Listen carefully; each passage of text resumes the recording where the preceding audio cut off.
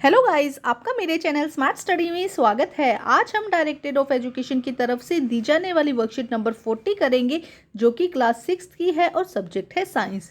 ये वर्कशीट 10 दिसंबर 2021 की है। तो आइए शुरू करते हैं आज की worksheet, the living organism and their surrounding. तो फर्स्ट देखिए क्या कहा गया, stimuli. All living beings respond immediately to sudden change. These sudden change make to us response to them called stimuli. For example, when all of sudden light flash, animals and human beings respond according to their situation. देखो stimuli किसे कहा जाता है, हम अपने अगर हमारे आसपास कुछ अचानक कुछ सडनली चेंज होता है तो उसके अकॉर्डिंग हम क्या करते हैं, रिस्पॉन्स करते हैं, रिएक्शन करते हैं, तो उसे क्या कहा जाता है, स्टिमुलाई कहा जाता है। एक बार फिर समझाती हूँ। जब हमारे आसपास में कुछ अचानक कुछ चेंजेस हो जाते हैं, एकदम से बहुत तेज लाइट आ जाना या एकदम से कुछ चेंजेस आता है, तो उसके अकॉर्डिंग हम क्या करते हैं, कुछ चेंजेस करते हैं, कुछ रिस्पॉन्ड करते हैं, तो उसे क्या कहा जाता है, स्टिमुलाई कहा जाता है। चाहे एनिमल हो चाहे ह्यूमन हो, ये सभी क्या करते हैं, ऐसी सिचुएशन में कुछ रिएक्ट करते हैं, तो उसे ही क्या कहा जाता है, स्टिमुलाई कहा जाता है। नेक्स्ट देखो क्या कहा गया, let us practice. What happen to cockroach when we switch on the light in the kitchen. Kitchen में नाइट के समय की बात हो रही है यहाँ पे। जब नाइट में हम किचन में जाके लाइट ऑन करते हैं, स्विच ऑन कर देते हैं लाइट, तो कॉकरोच होते हैं वो कैसा रिएक्ट करते हैं, कैसा स्टिमुलेशन होता है उनके अंदर, तो वो क्या करते हैं, फटाफट अंधेरे की तरफ जहाँ पे डार्क होता है ना, वहाँ पे भागने लगते हैं। ऐसा ही होता है ना, क्यों? क्योंकि उनको लाइट पसंद नहीं है ना, वो अंधेरे की तरफ जाना उनको पसंद होता है, तो इसलिए वो क्या करते हैं, जैसे ही लाइट एकदम से आप ऑन कर देते हो, वो फटाफट अंधेरे की तरफ भागना चाहता है। तो ये उनका क्या है, स्टिमुलेशन है। तो आइए देखते हैं इसका आंसर। तो देखो क्या होगा answer, in the kitchen cockroaches start running towards the dark due to the suddenly light the bulb.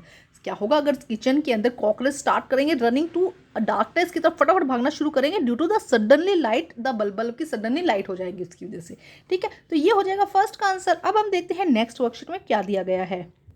Next देखो क्या है, do living organism excrete. All living beings eat food, but a very small part of the food absorbed in the body and rest of removed from the body. देखो excretion किसे कहते हैं, आपको हमने last worksheet में पढ़ा था कि हर एक ऑर्गेनिज्म को सर्वाइवल के लिए फूड की ज़रूरत होती है, वो फूड लेता है, ये हमने लास्ट वर्कशीट में पढ़ा था।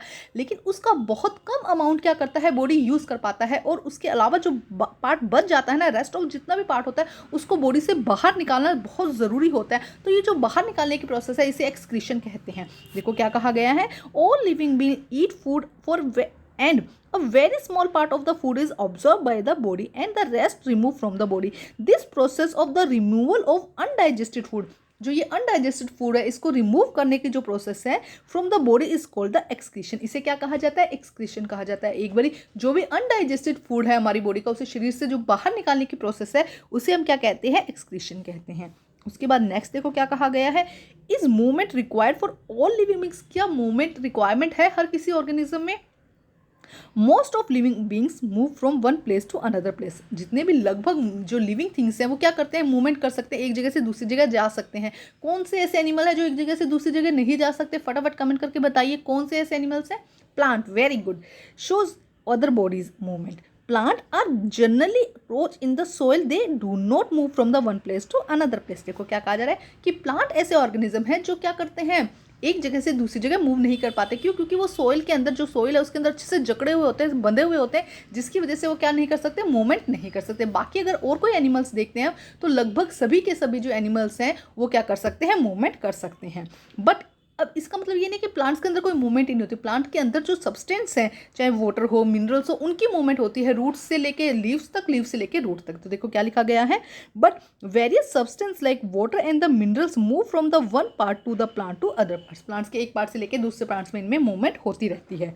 आगे देखो क्या कहा गया है, is respiration is common factor of all living beings. क्या सभी लिविंग बींग्स के अंदर रेस्पिरेशन एक कॉमन थिंग्स है, सभी के अंदर रेस्पिरेशन होता है? बिल्कुल यस, सभी के अंदर क्या होता है, रेस्पिरेशन होता है।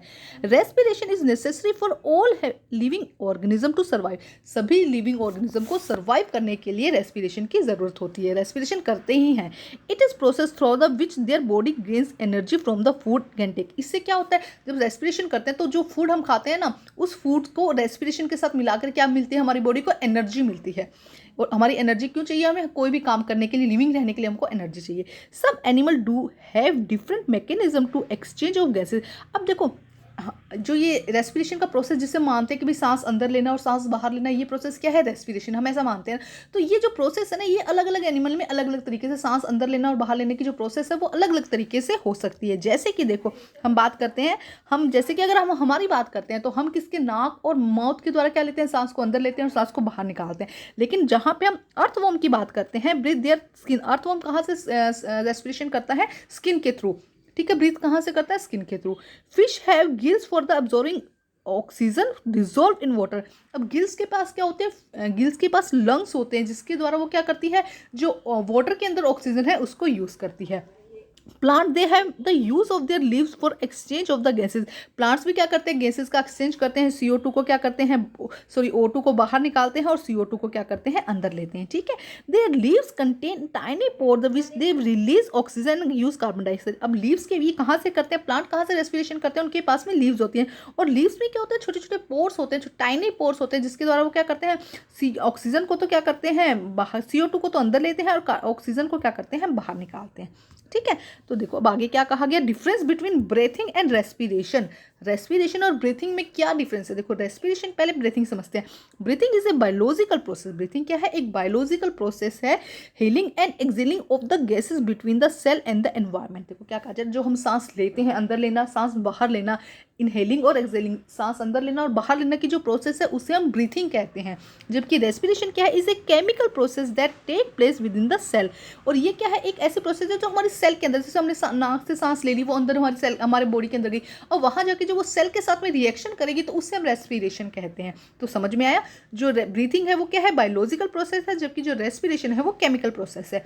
तो देखो क्या आंसर आ जाएगा, क्वेश्चन देखो इसी से रिलेटेड क्वेश्चन है, breathing is a biological process. आप क्या लिखोगे यहाँ पे, बायोलॉजिकल प्रोसेस, ठीक है। देखो ये आंसर हो जाएगा, ठीक है। नेक्स्ट देखो आप क्या, देखो यहाँ से हम लिखते हैं, ये देखो फर्स्ट में क्या आ जाएगा, बायोलॉजिकल, कौन सी प्रोसेस है, ब्रीथिंग कैसी प्रोसेस है, बायोलॉजिकल, ठीक है।